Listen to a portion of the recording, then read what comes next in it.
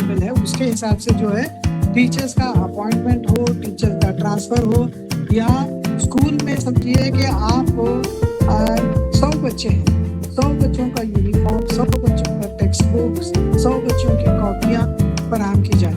यानी जो आपके पास इंफॉर्मेशन है, इंफॉर्मेशन को लेकर बाखबर फैसला साजी आप कर सकते हैं।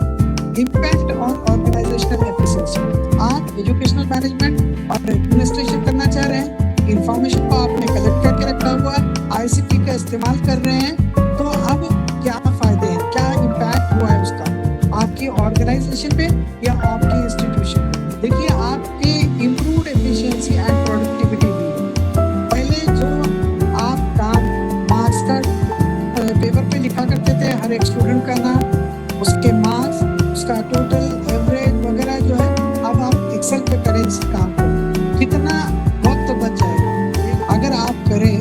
तो रेगुलर जो काम कर रहे हैं उस रेगुलर काम को बेहतर करने के लिए आप जो है टूल्स एंड टेक्निक्स का यूज कर सकते हैं, ताकि रिपीटेटिव टास्क जो होते हैं, टीचिंग तो रिपीटेटिव टास्क नहीं है, हर बार मुख्तलिफ अंदाज में पढ़ाया जाता है, मुख्तलिफ तरीक़ेकार इस्तेमाल किए जा सकते हैं, लेकिन अटेंडेंस लेना तो एक रूटीन काम है।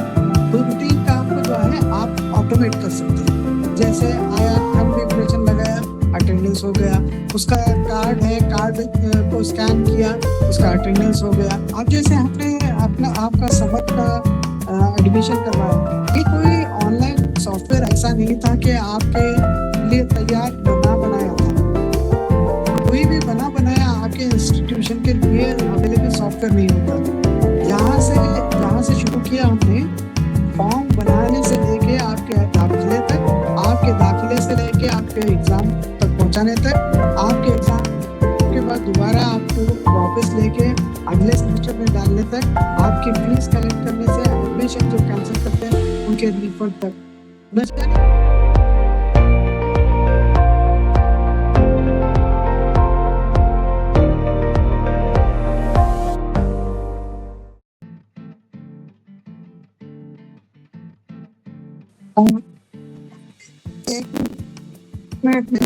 का यूनिट नंबर 2 है।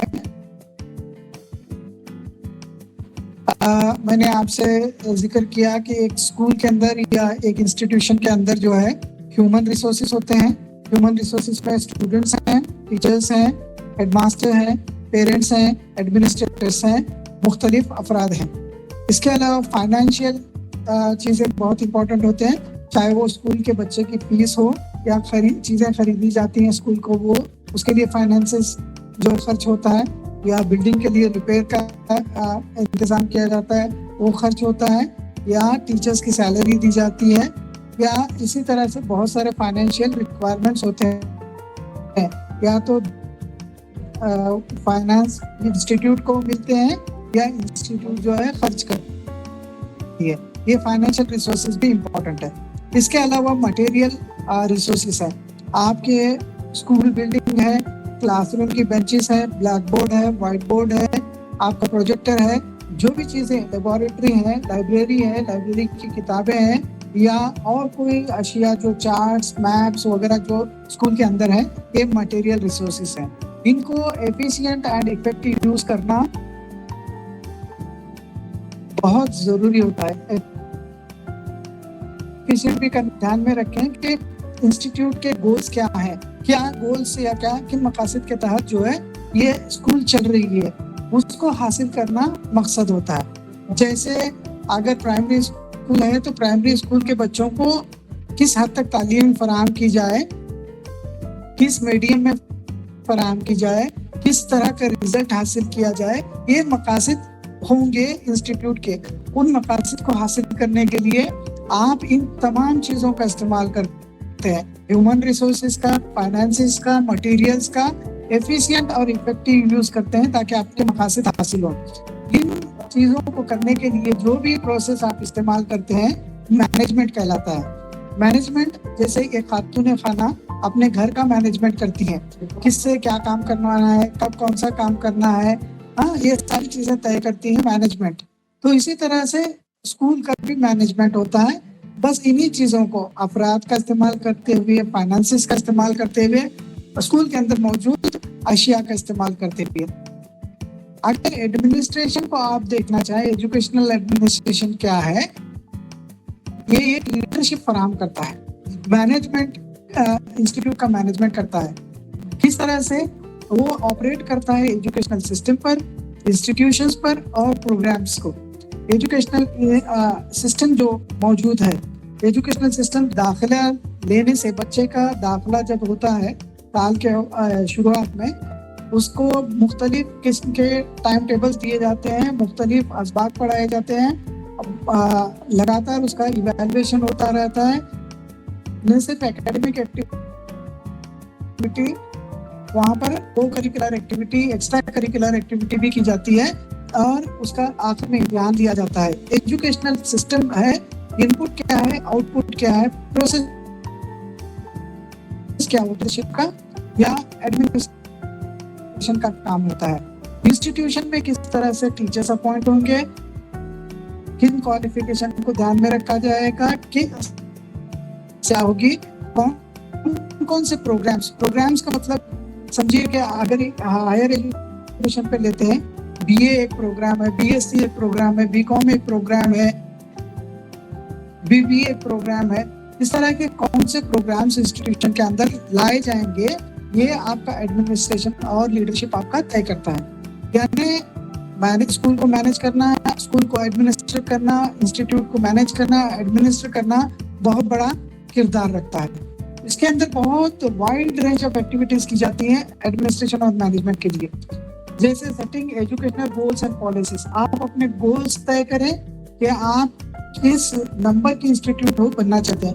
या नया में जैसे हायर एजुकेशनल इंस्टीट्यूशन है तो हम फर्स्ट रैंक 1 से 100 तक की रेटिंग होगी।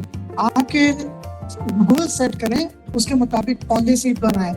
गोल कौन सेट करेगा, पॉलिसी कौन बनाएगा, ये एजुकेशनल एडमिनिस्ट्रेशन और मैनेजमेंट के लोग तय करेंगे। अगर आपके गोल हायर हैं तो उसी तरह का बजट भी फराहम करना जरूरी है, उसी तरह के वसाइल भी होने जरूरी है। देखिए, किसी को NAC A+ ग्रेड सडनली नहीं आता, उसके अंदर बहुत सारी रिसर्च भी होनी है। अगर टीचर्स को रिसर्च करना है तो फंड्स की फराहमी भी होनी चाहिए। तो इस तरह से बजट के मुताबिक ही आपकी एक्टिविटीज होंगी। इसके लिए आप हायरिंग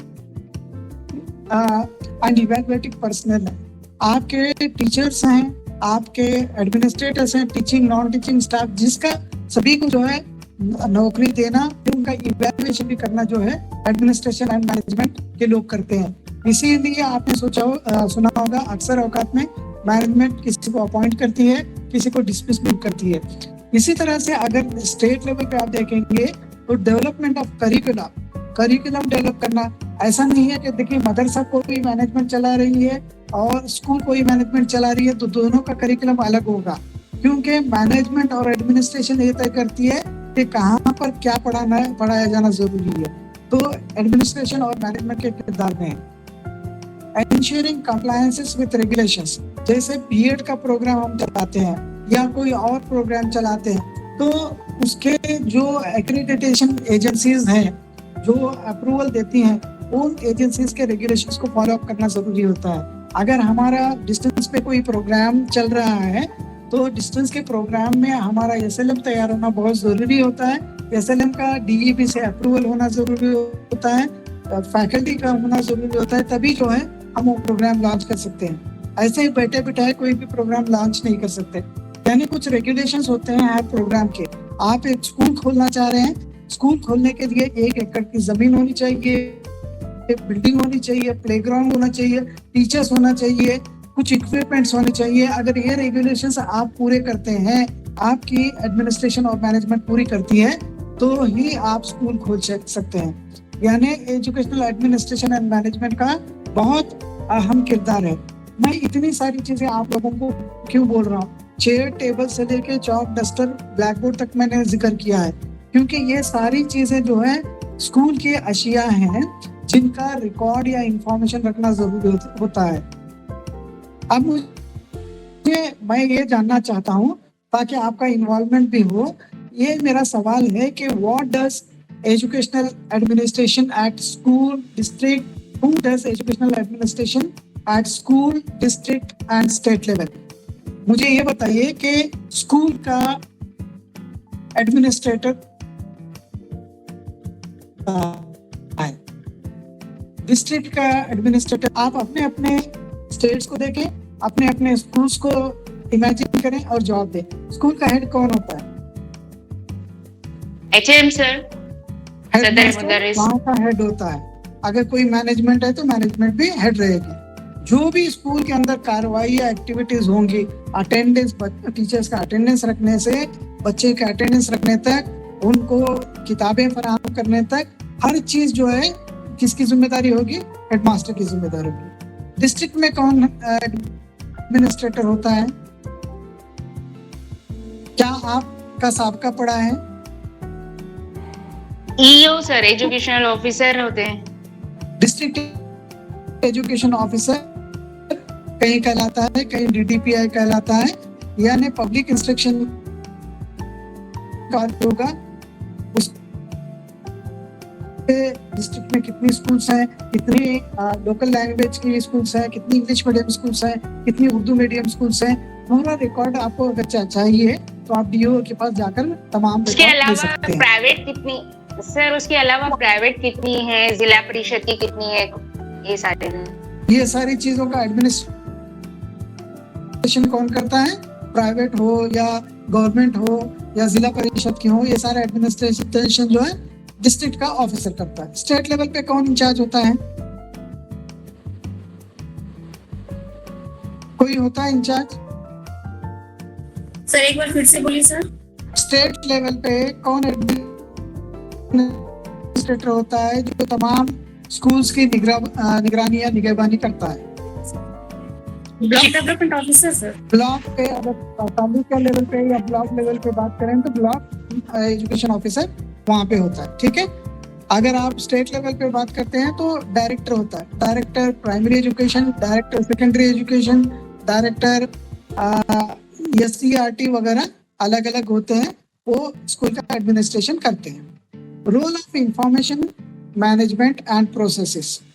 ठीक है, role of information management processes. Information management processes क्या हैं, इनको एजुकेशन एडमिनिस्ट्रेशन में किस तरह से इस्तेमाल किया जाता है, इसको देखेंगे। देखिए, मैंने आपसे कहा कि बहुत सारी इंफॉर्मेशन होती है। आपके स्कूल के अंदर जो चौक का बॉक्स है या मैप का पूरा एक जखीरा है, या लेबोरेटरी में ब्यूरेट, पिपेट या कोई और इक्विपमेंट्स है, मैग्नेट है, प्रिज्म है, या बच्चे का दाखिला हुआ, उसकी एज क्या है, किस क्लास में दाखिला हुआ, ये इतनी सारी इंफॉर्मेशन है कि ढेरों इंफॉर्मेशन होती है। तो इंफॉर्मेशन को जब आप मैनेज करना और उस पर अमल आवरी करना चाहते हैं तो इंफॉर्मेशन को जखीरा करना सबसे पहला स्टेज होता है। जखीरा करेंगे, जैसे आप EMIS का डेटा जब स्कूल भर के देते हैं तो आपकी स्कूल को किस लेवल की है, प्राइमरी लेवल की है, कितने क्लासेस हैं, कितने पक्के बिल्डिंग है या कच्ची बिल्डिंग है, कितने उसका रूफ कैसा है, उसके अंदर जो है कितने टीचर्स हैं, कितने तलबा हैं, प्राइमरी में कितने पढ़ रहे हैं, सेकेंडरी में कितने पढ़ रहे हैं। स्कूल जो है रूरल लोकेलिटी में आती है, अर्बन लोकेलिटी में आती है। फिर जो है उसमें ST के कितने स्टूडेंट्स हैं, ST के कितने हैं, माइनॉरिटीज के कितने हैं, ये सारा इंफॉर्मेशन कलेक्ट किया जाता है। ये कलेक्ट करना फर्स्ट स्टेज है।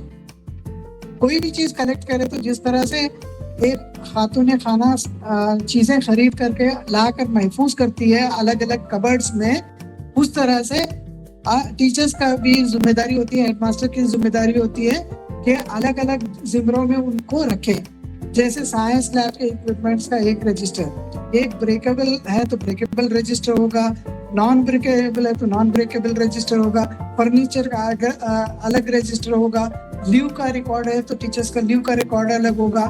अब स्टोरिंग करने की जिम्मेदारी होती है। स्टोरिंग करते वक्त जो है उसको सिस्टमेटिकली स्टोर किया जाता है मालूमात को, ये जो है ऑर्गेनाइजिंग कहलाता है।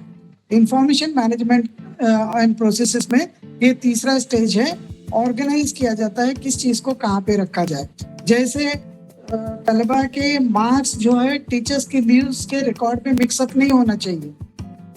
तलबा के मार्क्स अलग रखे जाएंगे और स्टूडेंट टीचर्स की क्वालिफिकेशन अलग रखी जाएगी। तो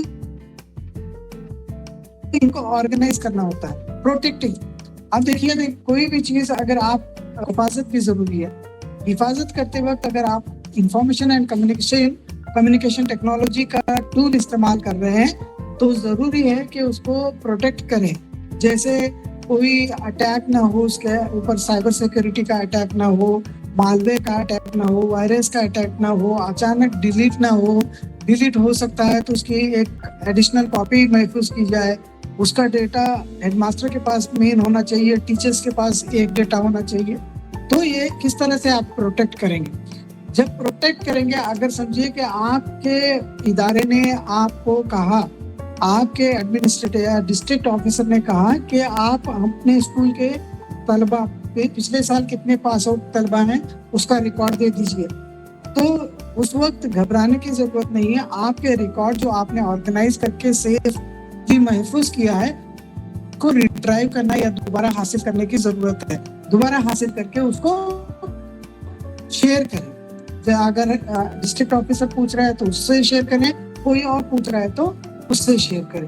तो ये शेयर किया जा सकता है। कलेक्शन से लेके शेयरिंग तक ये बहुत मुख्तलिफ स्टेजेस है जिसमें इंफॉर्मेशन पर आप अमल कर रहे हैं। लगातार इंफॉर्मेशन पर अमल कर रहे हैं। इंफॉर्मेशन या तो टेक्नोलॉजी का इस्तेमाल करके कर सकते हैं या बगैर टेक्नोलॉजी का, लेकिन आजकल टेक्नोलॉजी का दौर है तो टेक्नोलॉजी का इस्तेमाल करते हुए अगर आप इंफॉर्मेशन यूज करेंगे तो ये सबके लिए फायदेमंद रहेगा। आप वो समझिए कि कोई ऑफिसर ने आपको पूछा कि आप डेटा दे दो, आपके टीचर्स क्या हैं, आपके स्कूल में कितने टीचर्स हैं और उनके क्वालिफिकेशन क्या हैं। या तो आप इस मवाद को जो है टेक्स्ट की शक्ल में दे सकते हैं। टीचर नंबर 1 उनकी क्वालिफिकेशन, कब अपॉइंटमेंट हुआ, कब तक सर्विस में है। Teacher number 2, teacher number 3 etcetera, ये टेक्स्ट में भी दे सकते हैं। या तो अगर बच्चों का समझिए कि डेटा पूछा जाए या आपके स्कूल का रिजल्ट दे दो, फर्स्ट क्लास कितने, सेकंड क्लास कितने, उसको आप एक टेबुलर शक्ल में या डेटा की शक्ल में बना के आप दे सकते हैं। इंफॉर्मेशन आप शेयर कर रहे हैं जो आपने महफूज रखी हुई। अगर इमेजेस आप बनाए हैं, जैसे पिछला एनुअल प्रोग्राम हुआ था, एनुअल प्रोग्राम में आपने क्या क्या किया था, अगर उसको आप शेयर करने के लिए कहा जाए तो आप उसकी इमेजेस भी आप बना के दे सकते हैं। एनुअल प्रोग्राम में क्या क्या एक्टिविटीज हुए थे उसकी इमेजेस के शक्ल में दे सकते हैं। और या तो आप ऑडियो में किसी का लेक्चर रिकॉर्ड करके आप दे सकते हैं। आजकल सबके पास मोबाइल है, मोबाइल में भी वीडियो, बहुत सारी एक्टिविटीज का रिकॉर्ड करके आप दे सकते हैं। Am I clear? समझ रहे हैं? इंफॉर्मेशन मैनेजमेंट एंड प्रोसेसेस में इन चीजों का इस्तेमाल किया जा सकता है। इसके अलावा देखिए role of information management and process in educational administration and management. पहले क्या होता था कि अगर आपको कोई डिसीजन हो, बस pen is mightier than sword, किसी ने लिख दिया, किसी का अपॉइंटमेंट हो गया या किसी को ट्रांसफर हो गया, इस तरह से नहीं करना है। डेटा जो मौजूद है, डेटा को देखते हुए जो है इंफॉर्मेशन जो अवेलेबल है उसके हिसाब से जो है टीचर्स का अपॉइंटमेंट हो, टीचर का ट्रांसफर हो, या स्कूल में समझिए कि आप 100 बच्चे हैं, 100 बच्चों का यूनिफॉर्म, 100 बच्चों का टेक्स्ट बुक्स, 100 बच्चों की कॉपियां फराहम की जाए। यानी जो आपको के पास इंफॉर्मेशन है, इंफॉर्मेशन को लेकर बाखबर फैसला साजी आप कर सकते हैं। ये क्या कहते हैं, फैसला जो है, डिसीजन मेकिंग जो है बहुत इसकी बुनियाद पर होगा, डेटा की बुनियाद पर होगा, अंधाधुंध फैसला नहीं होगा। इसकी मंसूबाबंदी भी, आप अगर इंफॉर्मेशन आपके पास मौजूद है तो आप इंफॉर्मेशन का इस्तेमाल करते हुए मंसूबाबंदी जो है मौसर तरीके से कर सकते हैं और ताकि उसका इम्प्लीमेंटेशन अच्छी तरह से हो। वसाइल की भी जो है इस्लाह कर सकते हैं जो आपके पास रिसोर्सेस हैं। समझिए कि आपके पास ब्रेकेबल नॉन ब्रेकेबल एड्स कुछ इक्विपमेंट्स मौजूद है। ब्रेकेबल इक्विपमेंट्स अगर उसको ठीक या दुरुस्त किया जा सकता है तो उसको आप करें, वसाइल की इस्लाह कर सकते हैं, बशर्ते कि आपके पास इंफॉर्मेशन मौजूद हो। तो इस तरह से जो है इंफॉर्मेशन आपके पास अगर मौजूद हो तो उसको प्रोसेस करके आप अपने मसाइल भी हल कर सकते हैं। एक और है कि इंटीग्रेशन विद एजुकेशनल प्रोसेस। आप इंफॉर्मेशन को एजुकेशनल प्रोसेस के साथ इंटीग्रेट कर सकते हैं। जैसे student information system. Student information system यानी स्टूडेंट्स की तमाम इंफॉर्मेशन जो है एक जा करके एक जगह रखी जा सकती है। लर्निंग मैनेजमेंट सिस्टम, जिसके जरिए जो है एक बच्चे को ऑनलाइन लर्निंग के मौके फराहम किए जा सकते हैं। Data analytics and reporting. आप जो भी डेटा है उसको एनालाइज कर सकते हैं और उनकी रिपोर्ट बना सकते हैं। कंटेंट मैनेजमेंट सिस्टम, जिससे आप जो है कंटेंट को, कौन सा कंटेंट किसको कब किस वक्त देना है। कम्युनिकेशन एंड कोलैबोरेशन टूल्स, जिसके जरिए है जो आप पेरेंट्स को कम्युनिकेट कर सकते हैं, दूसरे टीचर्स को कम्युनिकेट कर सकते हैं या स्टूडेंट्स को कम्युनिकेट कर सकते हैं। इंफॉर्मेशन लिटरेसी दे सकते हैं। ये मुख्तलिफ अमल होते हैं, एजुकेशनल तालीमी अमल होते हैं। इन तालीमी अमलों में जो है इंफॉर्मेशन कम्युनिकेशन टेक्नोलॉजी का इम्तिजाज किया जा सकता है। स्टूडेंट इंफॉर्मेशन सिस्टम, जैसे आप जानते हैं कि आपका जो भी एडमिशन हुआ है, अभी आपने समर्थ के जरिए एडमिशन लिया है, समर्थ के जरिए जो एडमिशन लिया है, आप रीजनल सेंटर्स के थ्रू फॉर्म आपका वेरिफिकेशन होता है। आप अपने प्रोग्राम सेंटर या स्टडी सेंटर पे आप अपना फॉर्म जमा करते हैं। आप कहीं एक जगह पे हैं लेकिन आपका डेटा सेंट्रलाइज जो है डीडी में हमारे पास मौजूद है। आपने फीस कितनी पे की है, कब पे की है, आपकी क्वालिफिकेशन क्या है, आपका फोटो, आपका सिग्नेचर, ये सारी चीजें जो है स्टूडेंट एज ए स्टूडेंट जो भी आपकी इंफॉर्मेशन होगी, आपका फर्स्ट सेमेस्टर हो चुका है, आप सेकंड सेमेस्टर में जा रहे हैं, फिर जो है आपके फर्स्ट सेमेस्टर के में आपने कितने पेपर लिखे हैं, आपका रिजल्ट क्या है, ये सारा का सारा स्टूडेंट का डेटा जो है सेंट्रलाइज्ड यहाँ पे रहता है। इसका प्रोसेस स्ट्रीमलाइन होता है। पहले एडमिशन में दाखिला होगा, फिर आपको एकेडमिक मॉड्यूल में मूव किया जाएगा, फिर उसके बाद आपकी एग्जाम होगी, एग्जाम के बाद फिर दोबारा एकेडमिक मॉड्यूल के सेकंड सेमेस्टर में आएंगे। आपको देखने से लगता है कि छोटा सा अमल है इसमें, लेकिन आप उसकी टेक्नोलॉजी को देखें तो काफी ज्यादा पेचीदा अमल है जो इसके पीछे लगता है, और बहुत सारे अपराध मिलकर इसको तैयार करते हैं। देखिए, अगर समझिए कि अभी कल की बात है, कल के क्लास में कुछ कम लोग जुड़े थे, तो वसीम सर ने देखा और कहा कि मजीद लोगों को जुड़ने की जरूरत है इसमें। तो डेटा आपका इंसाइट फराहम कर रहा है कि क्या किन चीजों पर हमें सोचना है, किन चीजों पे आगे बढ़ना है। लर्निंग मैनेजमेंट सिस्टम, एक लर्निंग मैनेजमेंट सिस्टम की वजह से स्वयं, फिर उसके बाद जो है मूव्स वगैरह बहुत अच्छी एग्जांपल्स हैं। मैंने एक एग्जांपल की यहाँ पे रखी हुई है, गूगल क्लासरूम। गूगल क्लासरूम आपको इजाजत देता है किसी भी बच्चे को अपने क्लासरूम में लेने का, किसी भी टीचर को अपॉइंट करने का, यानी अपॉइंट करना मतलब उसको वहाँ पे परमिशन देना कि आप यहाँ पे टीचर हो, आप यहाँ पे स्टूडेंट हैं, आपको टेक्स्ट बुक ऑनलाइन हम भेज सकते हैं, आपका एग्जाम ऑनलाइन दे सकते हैं, पहला एग्जाम हुआ तो ही दूसरा एग्जाम देना है। ये सारे चीजें जो है ऑटोमेटिक प्रोसेसिंग होती है। डिजिटली आपको लर्निंग रिसोर्सेस आपको दिए जाते हैं। हर शख्स जो है मुख्तलिफ अंदाज से तालीम हासिल करता है। जैसे कोई यूट्यूब देखकर सीखना चाहता है, कोई काम करके सीखना चाहता है, कोई जो है किताब पढ़ के सीखना चाहता है, कोई इत्मीनान से पढ़ना चाहता है, कोई जल्दी जल्दी पढ़ता है।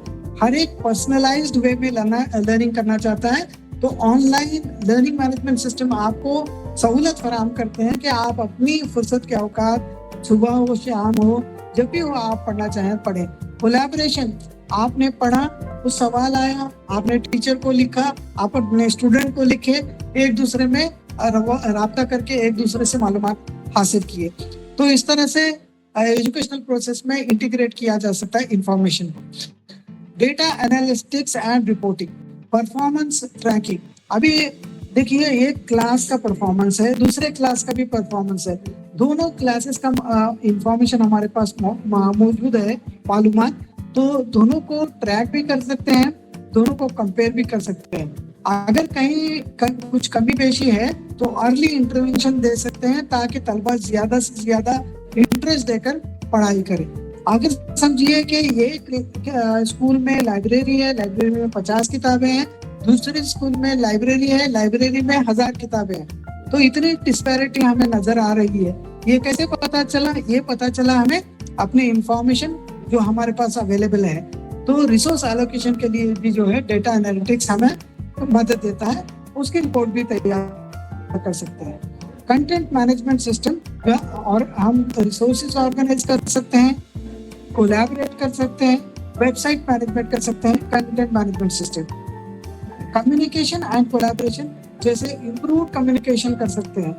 अभी हम अगर एक क्लासरूम का टीचर सिर्फ क्लासरूम में पढ़ा रहा है तो क्लासरूम के हद तक रहेगा, लेकिन जब वो आईसीटी से जुड़ जाएगा तो दूसरों के जरिए साथ भी कोलैबोरेट कर सकेगा, ईमेल कर सकेगा, चैट भेज सकेगा,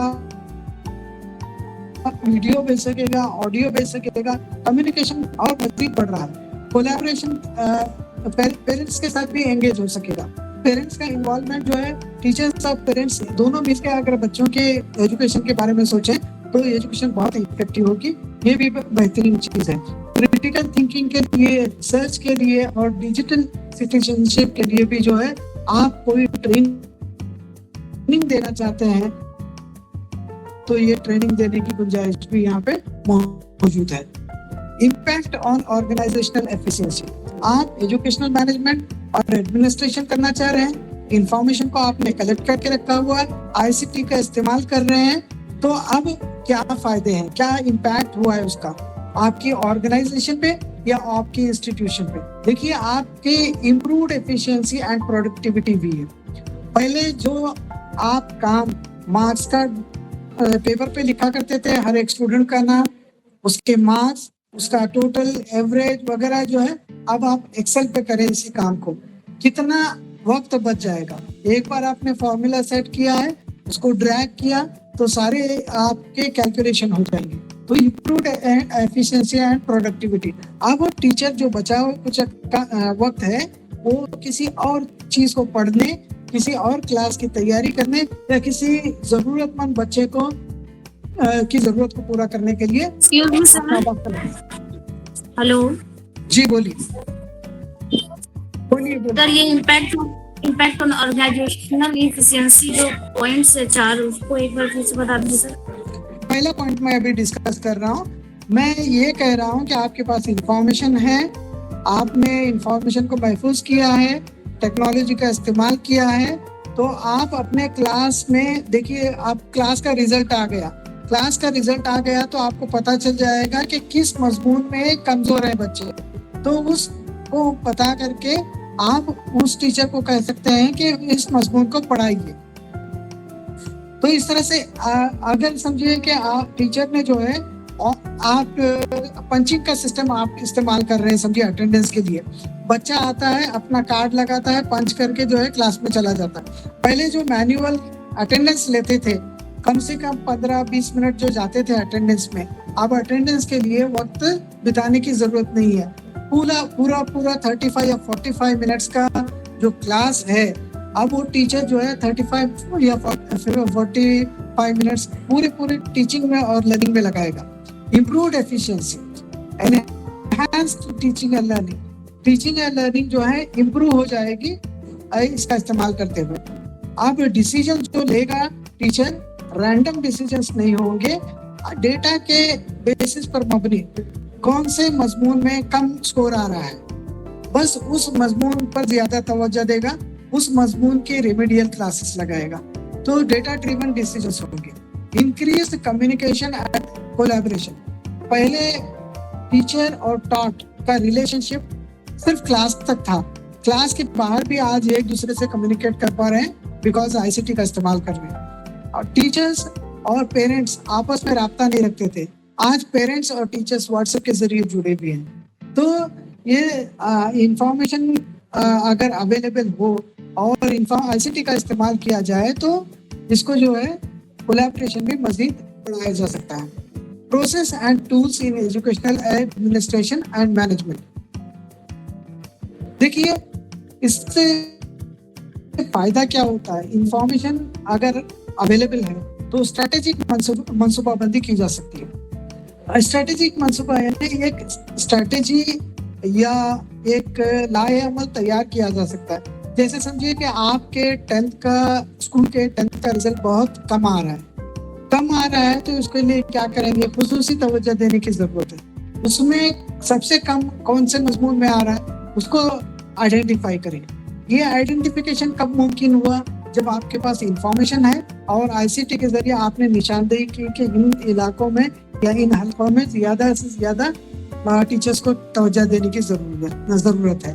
तो आपने आइडेंटिफाई किया मसला और उसका एक इंटरवेंशन तैयार किया कि रेमेडियल क्लासेस होंगे स्कूल होने के बाद।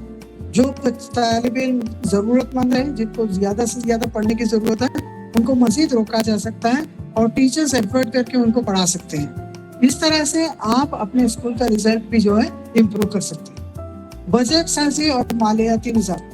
देखिए बजट जो है पूरे डिस्ट्रिक्ट में तमाम स्कूल्स को देना मकसूद होता है एक डिस्ट्रिक्ट ऑफिसर को। अब किन स्कूल्स में ज्यादा जा रहा है, किन स्कूल्स में कम जा रहा है, रैंडमली अगर दिया जाए तो डिस्ट्रिक्ट ऑफिसर की ऑफिस जहाँ है उसके अतराफ के स्कूल में बजट दिया जा सकता है। लेकिन जरूरत के एतबार से जहाँ पर कच्ची बिल्डिंग है उस स्कूल को ज्यादा से ज्यादा फंड्स के रिक्वायरमेंट है कि वो अपनी स्कूल्स को पक्की बिल्डिंग बनाए। जिस स्कूल में अहाता महफूज नहीं है, बाउंड्री वॉल नहीं है, उस स्कूल को ज्यादा फंड की रिक्वायरमेंट है ताकि उनकी बाउंड्री वॉल की तकमील की जाए। ऐसा ना हो कि उनके स्कूल के अंदर जो है गाय बैल भैंस जो है लाके बांधे जाए। तो यानी महफूज करना भी बहुत जरूरी है। जरूरत कैसा है इसको मालूम होगा इंफॉर्मेशन के बेसिस पे। Based on that administrative decision लिया जा सकता है कि हम क्या कर सकते हैं, बजट दे सकते हैं, इंसानी वसाइल का इंतजाम। कल भी मैंने कहा सर इसके अलावा सर बजट देने से पहले तमाम स्कूलों को इन्फॉर्म किया जाता है कि आपको किस किस चीज की जरूरत है। एक फॉर्मेट दिया जाता है, फिर उन्हें पूरी कंप्लीट मालूमात देते हैं, फिर उस हिसाब से बजट मुख्तस किया जाता है। बहुत खूब, ये बिल्कुल सही है। इसी सिलसिले में मैंने कहा कि आपका डेटा गैदरिंग से शुरू होता है। जो MIS का डेटा आप भर के देते हैं वहीं से पता चलता है कि किसकी क्या जरूरत है। वो उसके बेसिस पे जो है आपकी स्ट्रेटेजिक प्लानिंग मंसूबाबंदी होती है, आपकी बजट एलोकेशन होती है, फाइनेंसेस का इंतजाम होता है। मैं दूसरा अभी जो आपको बता रहा था इंसानी वसाइल का इंतजाम। समझिए कि एक स्कूल में 1000 तलबा है, बस 2 टीचर्स हैं। ये डेटा जब डिस्ट्रिक्ट एडमिनिस्ट्रेशन के पास होगा तो वो तय करेंगे कि देखिए राइट टू एजुकेशन तो कह रहा है कि 40 तलबा के लिए 1 टीचर का होना जरूरी है। यहाँ 1000 तलबा हैं लेकिन 2 ही टीचर हैं। तो सबसे पहले जरूरत है कि स्कूल में टीचर्स दिए जाएं। ये कैसे पता चला? पता उसी वक्त चलेगा जब आपके पास इंफॉर्मेशन होगी। इंदराज और दाखिला का डेटा भी जो है आपके पास होना चाहिए। कितने एडमिट हो रहे हैं? मैंने देखा है कि पुराने जो अच्छे स्कूल्स हैं वो आहिस्ता आहिस्ता उन एरियाज में नए स्कूल्स भी आ रहे हैं। नए स्कूल्स आने की वजह से क्या हो रहा है, नए स्कूल्स में नए तलबा नए स्कूल्स प्रेफर कर रहे हैं। पुराने स्कूल्स जो हो चुके हैं अब वहाँ पे नहीं जा रहे, जो मकबूल आम रही है। तो इंदराज या दाखिला जो है कम हो रहा है, ग्रेजुअली दाखिला कम हो रहा है। इसकी इंफॉर्मेशन इकट्ठा करके आपके पास रखनी जरूरी है। अगर आपके पास है अपने स्कूल की खूबियां अपने टीचर्स के साथी टीचर्स की काबिलियत को बताते हुए इम्प्रेस करने की कोशिश करते हैं कि तलबा को हमारे स्कूल में भेजिए, हमारी स्कूल बेहतर है। तो क्या स्ट्रेटेजी की जाए, क्या मसला है, इंफॉर्मेशन ने बताया कि मसला क्या है, आपने कुछ स्ट्रैटेजी अपनाई, हिकमत अमली अपनाई ताकि उस मसले का हल हो सके।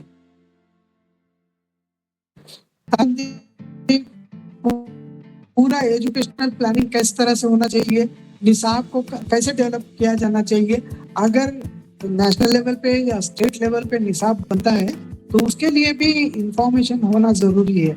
मजीद इसका अगर कहीं से करा तो मैं फिर दोबारा बताऊंगा कि निसाब समझिए कि एक खास मजमून के खास सब्जेक्ट एरिया में तलबा को बहुत दुश्वारी पेश आ रही है तो उसका एक्सप्लेनेशन मजीद होना चाहिए। तो आपका करिकुलम बदल गया, आपके टेक्स्ट बुक में एग्जाम्पल्स आ गई, तस्वीर आ गए, या कुछ एक्टिविटीज वहाँ पे शामिल किए गए, या ऑडियो वीडियो प्रोग्राम बनाए गए, आपका निसाब बदल रहा है। क्यों बदल रहा है? आपके पास इंफॉर्मेशन अवेलेबल है, उसके बेसिस पर आप बदल रहे हैं। सहूलियात और बुनियादी ढांचे का मैंने जिक्र किया इससे पहले कि आपकी स्कूल बिल्डिंग या बाउंड्री वॉल या क्लासरूम, साइंस लैब वगैरह कुछ भी चाहिए तो आपकी इंफॉर्मेशन अगर डिस्ट्रिक्ट एडमिनिस्ट्रेशन के पास हो तो बजट एलोकेट करके उसका नस्म करने की कोशिश करेंगे कि स्कूल के अंदर ये सहूलियात हो जाए।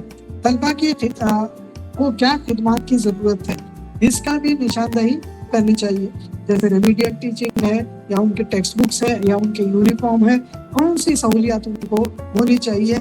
इसके लिए डेटा का होना जरूरी है, इंफॉर्मेशन का होना जरूरी है। इंफॉर्मेशन मैनेजमेंट और टेक्नोलॉजी, इंफॉर्मेशन आपके पास हो तो उसको मैनेज किया जा सकता है, टेक्नोलॉजी के इस्तेमाल से इसमें बेहतरी की जा सकती है। इसी तरह से एक्रेडिटेशन और क्वालिटी एश्योरेंस भी किया जा सकता है। कानूनी तामील और रिस्क मैनेजमेंट भी मुमकिन है। तालीमी इंतजामिया के कुछ आलात हैं, tools of educational administration. Information system, जैसे मैंने कहा कि स्टूडेंट इंफॉर्मेशन सिस्टम SIS, यानी स्टूडेंट की दाखिले से लेके उसके पास आउट होने तक हर क्लास, हर जमात में उसने जो अचीवमेंट किया है उसका टोटल रिकॉर्ड रखा जा सकता है, स्टूडेंट इंफॉर्मेशन सिस्टम कहलाता है। कम्युनिकेशन प्लेटफॉर्म आपको 1-to-1 या एक स्टूडेंट्स के साथ कम्युनिकेशन करने के लिए या तमाम तलबा के साथ कम्युनिकेशन करने के लिए, पेरेंट्स को कम्युनिकेट करने के लिए सहूलियात फराहम करता है। जैसे हमारे समर्थ में हमने रिक्वेस्ट की है कि बल्क ईमेल और बल्क SMS की सहूलत दे दें। जैसे समझिए कि हम सभी के एग्जाम ले रहे हैं, सभी को ये क्लिक पर बता दें कि आपकी एग्जाम जो है 1 जुलाई से होने जा रही है। अगर नहीं, आपको सिर्फ DSLM के तलबा को बताना है कि आपकी एग्जाम 1 जुलाई से होने चाहिए, उसका एक अलग से ग्रुप हो, उन्हीं को इंफॉर्मेशन चली जाए। रिजल्ट आ गया, किसी B.Ed का रिजल्ट आ गया तो B.Ed के तलबा को ही इंफॉर्मेशन चली जाए और उनके पर्सनल डैशबोर्ड पे भी इंफॉर्मेशन आ जाए। इसकी सहूलत हम करने की कोशिश कर रहे हैं। ये कम्युनिकेशन प्लेटफॉर्म्स है।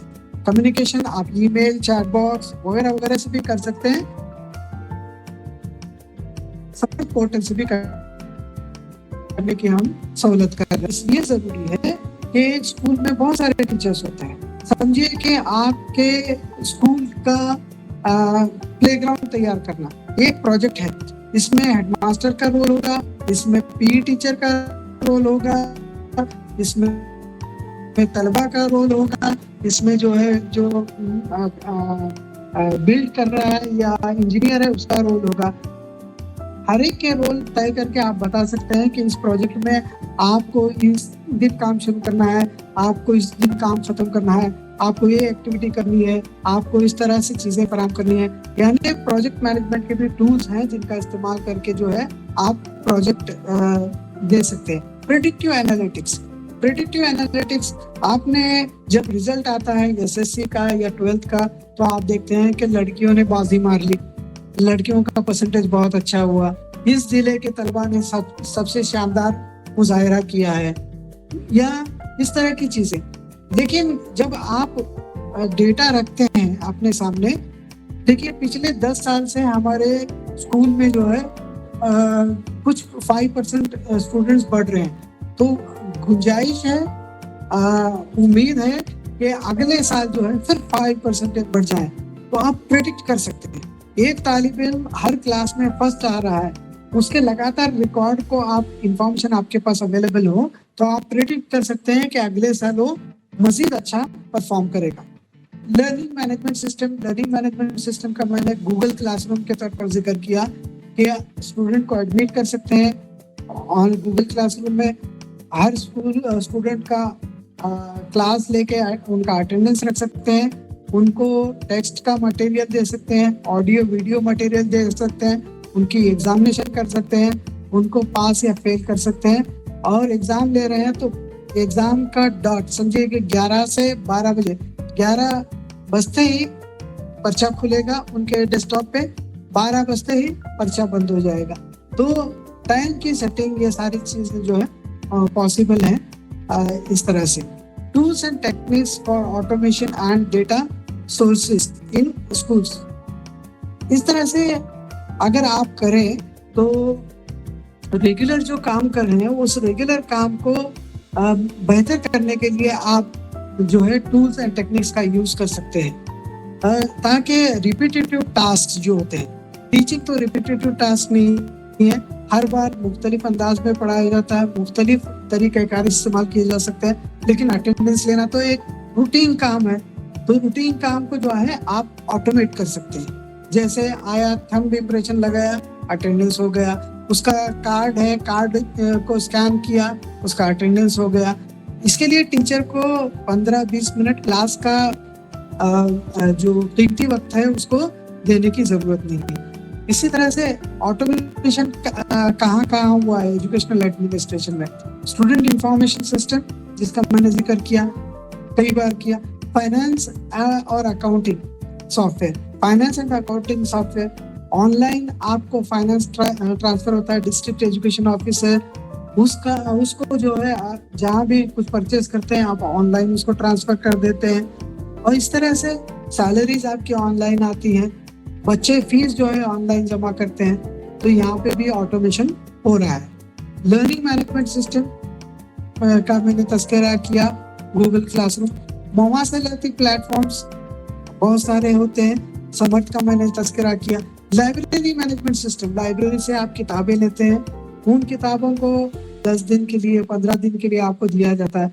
जैसे ही 10 दिन हो गए आपको मैसेज आएगा कि आपकी बुक ड्यू है, आप लौटा दीजिए। तो रिमाइंड करने की जरूरत नहीं है, ऑटोमेटिकली रिमाइंड होता है।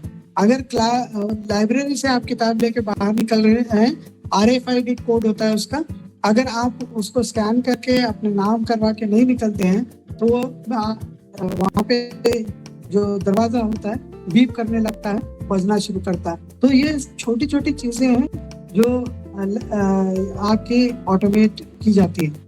वर्क फ्लो, किसको क्या करना है, हेडमास्टर को क्या करना है, साइंस टीचर को क्या करना है, क्लास टीचर को क्या करना है, PE टीचर को क्या करना है, और या कोई और कम्युनिटी मेंबर है तो स्कूल में क्या करना है, ये सारी चीजें ऑटोमेट कर सकते हैं। प्रोजेक्ट मैनेजमेंट के लिए भी टूल आप इस्तेमाल कर सकते हैं।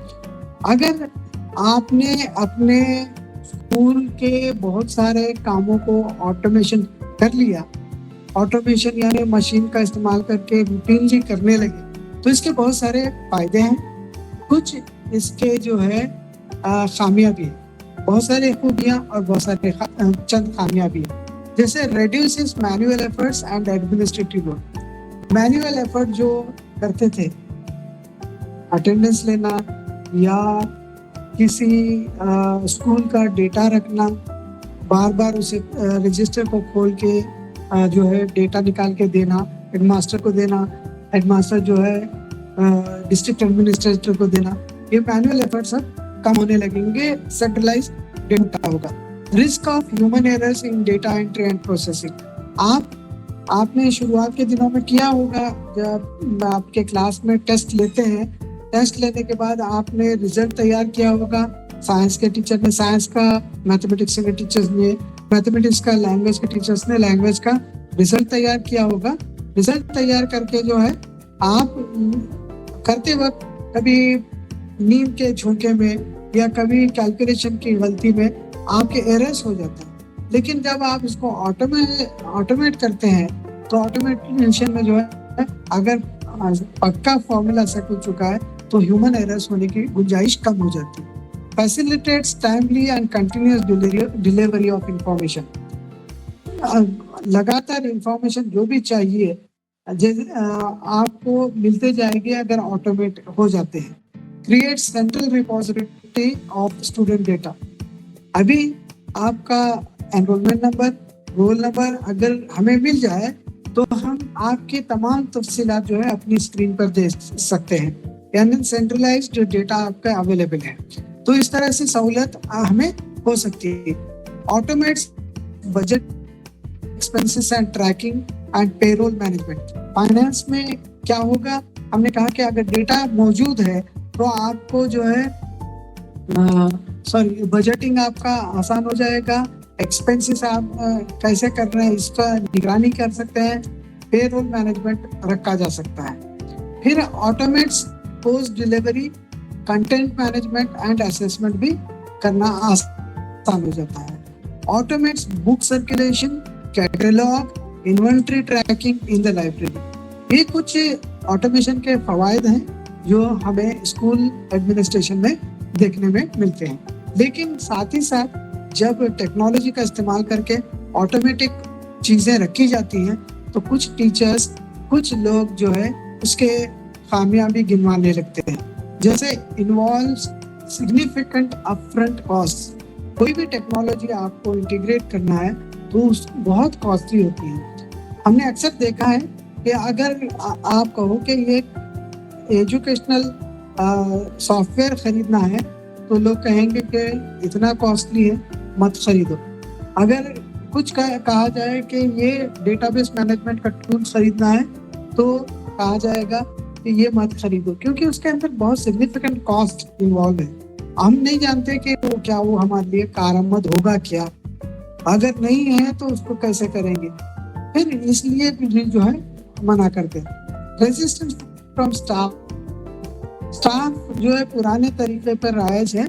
स्टाफ नहीं चाहता कि नए तरीके को इम्प्लीमेंट करें, उसको सीखें, इसलिए भी ऑटोमेशन के लिए बहुत सारे लोग मना करते हैं।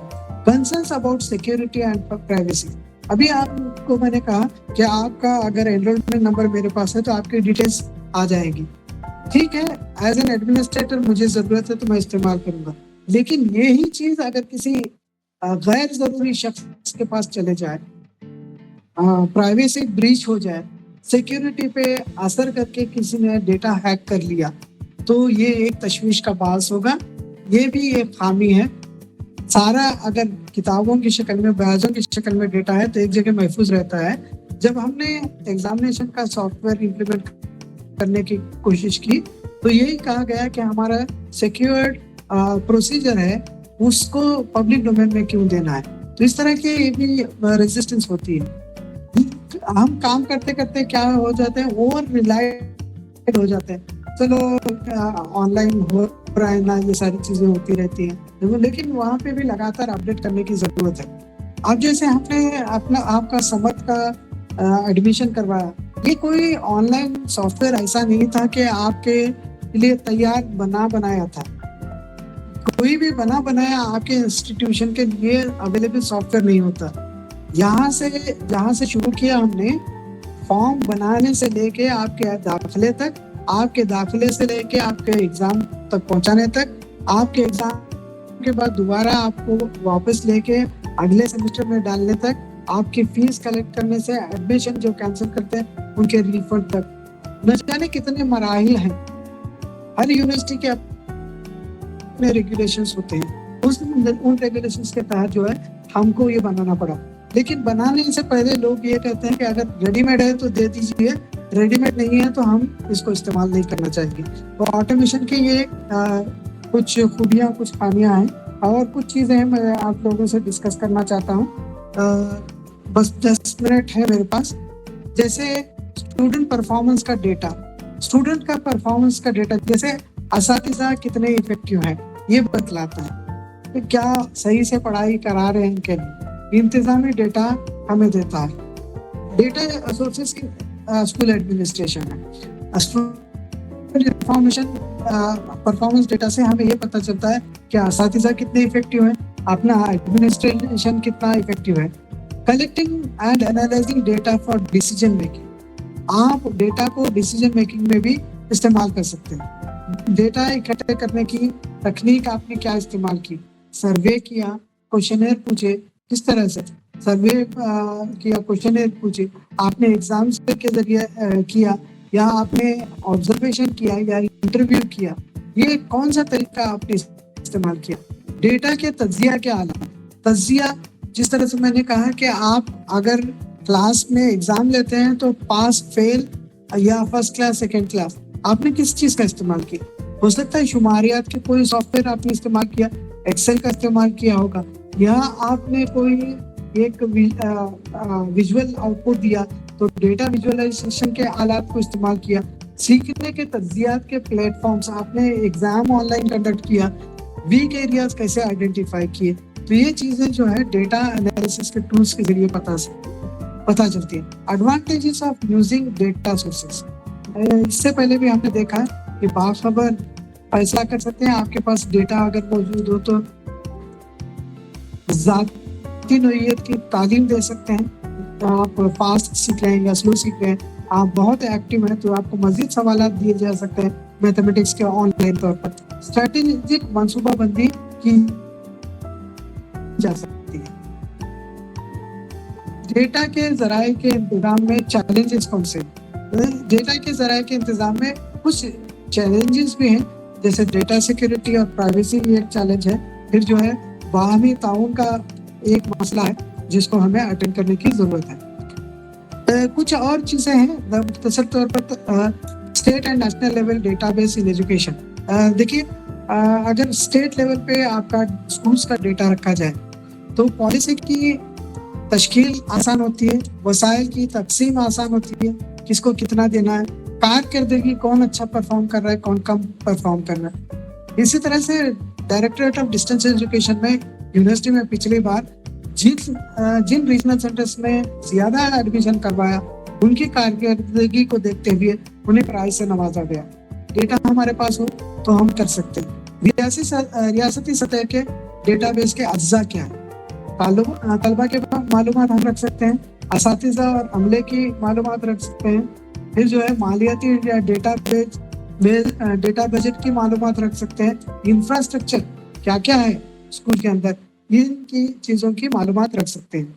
रियासती सतह की तालीमी डेटाबेस का स्कूल इंतजामिया में इस्तेमाल किया जा सकता है। कौमी सतह पर डेटाबेस की अहमियत क्या है, पॉलिसी बनाई जा सकती है, किसी एक बेंचमार्क को डिसाइड करके कंपेयर किया जा सकता है, वसाइल पैसे और कहाँ खर्च करना है। जैसे DPEP का प्रोग्राम आया था, उन्होंने कहा कि उन डिस्ट्रिक्ट्स में डिस्ट्रिक्ट प्राइमरी एजुकेशन प्रोग्राम नाफिज किया जाएगा जहाँ की ख्वातीन की शरह ख्वानदगी जो है नेशनल एवरेज से कम है। अगर आपको ये पता हो कि कौमी सतह पर ख्वानदगी की शरह कितनी है और कितने डिस्ट्रिक्ट्स में कम है ख्वातीन की शरह ख्वानदगी, तो वहाँ पर वो आप एक मंसूबा तैयार करके इम्प्लीमेंट कर सकते हैं।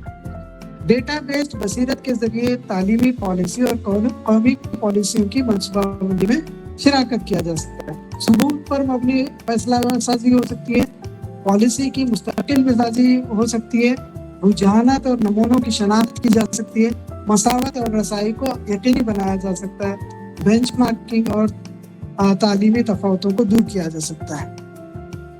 तो ये कुछ चीज़ें थी मैं आप लोगों से डिस्कस करना चाह रहा था। उम्मीद है आप लोगों को समझ में आया और बाकी है, अगर आप कुछ जानना चाहते हैं कुछ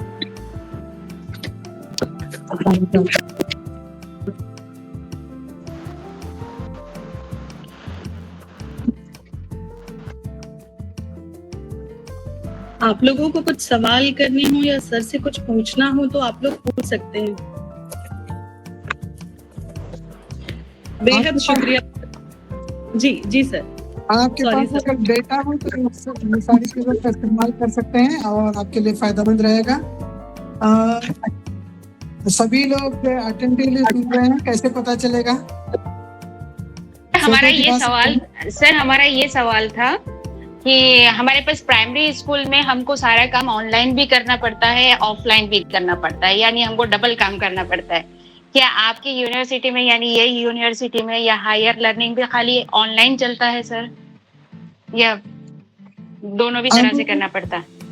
काम की नोयत के हिसाब से है। देखिए कुछ प्रोसीजर्स हैं।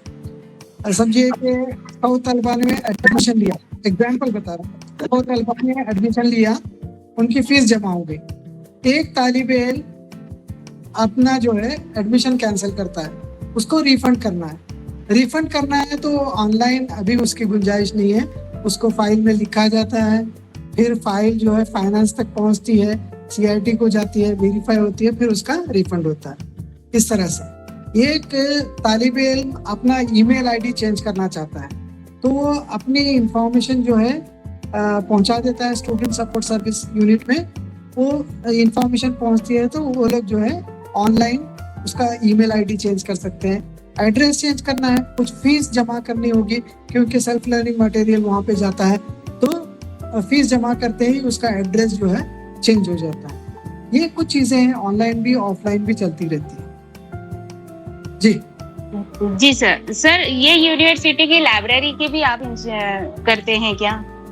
सारा ई लाइब्रेरी का काम इंचार्ज है सर? अभी इस बात का तस्करा कुछ दिन पहले सर भी सुनिए हुआ ना था। जी हाँ जी नहीं, आपकी इसी बात को वाइस चांसलर साहब ने किसी एक प्लेटफॉर्म पे ये कहा कि चूंकि हमारे यूनिवर्सिटी की नोयत बहुत बड़ी है, बहुत बड़ी यूनिवर्सिटी है दूसरे यूनिवर्सिटीज के मुकाबले में, 32 सेंटर्स हैं ऑफ कैंपसेस हैं इसके। एक हैदराबाद का मेन कैंपस के अलावा 32 कैंपसेस हैं। सभी बच्चों को लाइब्रेरी की किताबें अवेलेबल नहीं है तो जो सेंट्रल लाइब्रेरी में है, मुख्तसर सा बजट आता है गवर्नमेंट ऑफ इंडिया का, उसी में सारी चीजें फराहम करनी है। तो VC साहब ने ये कहा लाइब्रेरियन से कि आप ऐसा कोई गुंजाइश निकालिए कि हमारे तमाम 32 सेंटर्स पे भी किताबें फराहम रहे। अब 32 के अलावा अगर डिस्टेंस के सेंटर्स देखे जाएं, 157 प्लस 20 LSC 20 प्रोग्राम सेंटर्स, तो कितने हो गए? अराउंड 200 सेंटर्स में 32 ऑफ कैंपसेस में किताबें फराहम करना है और हजारों के तलबा को इसको फराहम करना है। टास्क बहुत बड़ा है लेकिन किया जा सकता है, कोशिश कर सकते हैं। जज़ाकल्लाह सर। जज़ाकल्लाह ma'am. Afsha ma'am, thank you for your kind words and the opportunity. बेहद शुक्रिया सर, आपको बहुत मुबारकबाद सर। आपने ICT in educational administration and management को बेहद आसान तरीके से समझाया। आपने टूल्स फॉर एजुकेशनल मैनेजमेंट बताया, इंफॉर्मेशन मैनेजमेंट प्रोसेस को समझाया, ऑटोमेशन को तो बेहद खूबसूरती से समझाया, डेटा सोर्सेस को भी बताया। बेहद शुक्रिया, जज़ाकल्लाह खैर सर, आपने हमें अपने इल्म से नवाजा। बहुत बहुत शुक्रिया sir. Thank you ma'am, thank you. Thank you, जज़ाकल्लाह। अल्लाह हाफ़िज़ सर।